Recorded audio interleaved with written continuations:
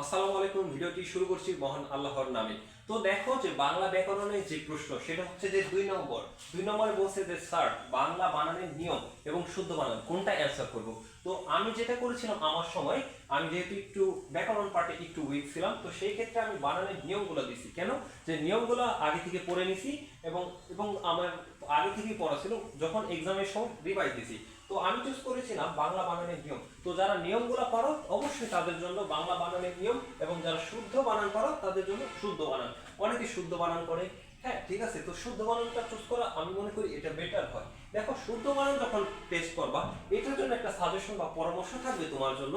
2024 সাল, হ্যাঁ 2023 সাল, 2022 সাল, 2020 সাল, 2016, 17, 18, 19, এই যে যত বিগত বছরের অ্যাটলিস্ট 5 বছরের যে বোর্ড কোশ্চেন, সেই বোর্ড কোশ্চেনগুলো সলভ করবা। এবং বোর্ড কোশ্চেনগুলো সলভ করাই হচ্ছে এই মুহূর্তে তোমার শ্রেষ্ঠ কাজ। শুদ্ধ বানানে বোর্ড কোশ্চেনগুলো সলভ করবা। আবার যদি প্রশ্নের ক্ষেত্রে তুমি নোটিস করো, অবশ্যই এই বিগত 5 বছরেরই বোর্ড কোশ্চেনগুলো ক নম্বরে ফলো করবা, যে বাংলা বানানের নিয়ম কোনগুলো, কিভাবে প্রশ্নগুলো আসে। নর্মালি তোমাকে যদি আমি তোমার সাথে শেয়ার করি যে প্রশ্নগুলো কেমন হয়, তোমাকে আমি ফার্স্টলি দেখাই।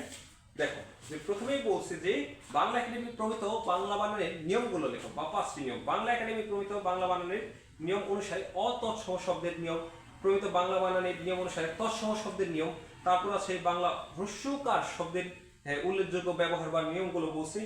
তারপর বাংলা একাডেমি প্রমিত বাংলা বানানের নিয়ম অনুসারে রস্যি, হ্রস্ব, দীর্ঘকার বা স্বরয়, রেফ, এই সকল বিষয় আছে। টোটাল অলমোস্ট যে কি বলে 10 থেকে 12টা কোশ্চেন আছে। তুমি যদি ওইটা পারো যে বানানের নিয়মগুলো, তাহলে তুমি ওইটা অ্যান্সার করবে। আর যদি না পারো বা শুদ্ধ বানান তুমি ভালো পারো, তাহলে শুদ্ধ বানানে বোর্ড কোশ্চেনগুলো দেখবা।